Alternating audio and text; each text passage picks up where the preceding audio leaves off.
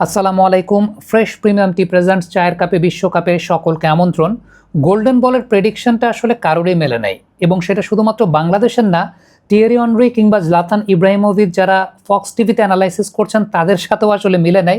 এখন এটা আসলে কিছু করার নাই, কারণটা হচ্ছে এই গোল্ডেন বলের ভোটাভুটিটা করেন সাংবাদিকরা।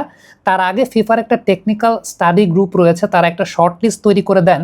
তারপর সেই শর্ট লিস্টটা দেওয়া হয় আসলে নির্ধারিত সাংবাদিকদের, যেই সাংবাদিকদের ভোটে মূলত আসলে গোল্ডেন বলটা নির্ধারিত হয়। এখন সাংবাদিকরা ওই নির্দিষ্ট দিন কাদেরকে ভোট দিয়েছেন বা কাকে ভোট দিয়েছেন তার উপরে ডিপেন্ড করে। সো এখানে কোনো প্রেডিকশন আসলে খাটে না।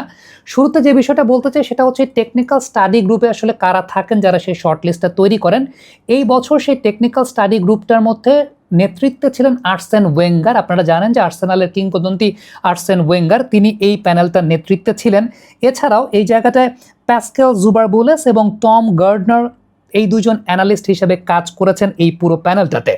এই ছাড়াও এই প্যানেলটাতে আসলে বিভিন্ন দেশের কিংবদন্তিদেরকে রাখা হয়েছে, যেমন আর্জেন্টিনার তরফ থেকে জাবালেতাকে রাখা হয়েছে, ব্রাজিলের তরফ থেকে গিলবার্টো সিলভাকে রাখা হয়েছিল, ক্লিন্সম্যান ছিলেন জার্মানির তরফ থেকে, মিকায়েল ওনিল ছিলেন নর্থ আয়ারল্যান্ডের তরফ থেকে, ওট্টো অ্যাডো ছিলেন ঘানার তরফ থেকে, অ্যারন উইন্টার ছিলেন নেদারল্যান্ডসের তরফ থেকে, জন দাউল টমাসন ছিলেন ডেনমার্কের তরফ থেকে, পাওলো ওয়ানচপ ছিলেন কোস্টারিকার তরফ থেকে, টবিন হিথ ইউএসের একজন নারী ফুটবলার, তিনি দুবার ইউএসের হয়ে বিশ্বকাপ জিতেছেন, তিনি ছিলেন এই প্যানেলটাতে, এবং জেন লুডল আরও একজন নারী ফুটবলার এবং কোচ, তিনিও কিন্তু এই প্যানেলটাতে ছিলেন। অর্থাৎ এই টেকনিক্যাল স্টাডি গ্রুপ তারা আসলে টেকনিক্যাল স্টাডি করে পরবর্তী সময় ফাইনালের দিন সাংবাদিকদেরকে একটা লিস্ট ধরানো হয়েছে, এবং সেই লিস্টের বা সেই শর্ট লিস্টের উপর বেস করে সাংবাদিকরা সেখানে তাদের ভোটাভুটির জায়গাটা দিয়েছেন।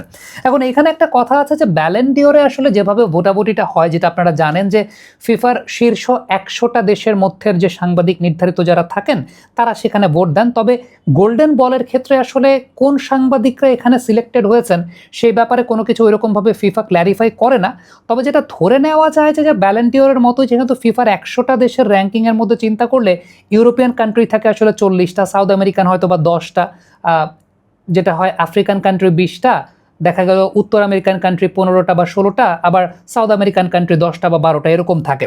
সো সেই বিবেচনায় চিন্তা করলে আসলে যারা ভোট দিয়েছেন তাদের মধ্যে 40% মোটামুটি হয়তো বা ইউরোপিয়ান জার্নালিস্টই ছিলেন। কড়ালিকারের অ্যান্টিঅক্সিডেন্ট ও ফ্লেভোনয়েড সমৃদ্ধ ফ্রেশ প্রিমিয়াম টি এক কাপে কাঁপিয়ে দিন। তার মধ্যে আবার এশিয়ান, আবার আফ্রিকান, সাউথ আমেরিকান এরকম সব কিছু মিলিয়েই হয়েছে। সো জার্নালিস্টদের ভোটে আসলে সেই জায়গাটা রদ্রি সুযোগটা পেয়েছেন বা রদ্রি সেখানে গোল্ডেন বলটা পেয়েছেন। এবং এক্ষেত্রে আমার কাছে মনে হয় যে ফাইনাল ম্যাচের পারফরম্যান্সটা অনেক বেশি মাত্রায় কাজ করেছে, কারণ ফাইনাল ম্যাচে রদ্রি সর্বমোট 101টা সঠিক পাস দিয়েছেন, এটা হচ্ছে নাম্বার 1 বিষয়। পুরো টুর্নামেন্টে 750টার উপর বেশি পাস দিয়েছেন রদ্রি।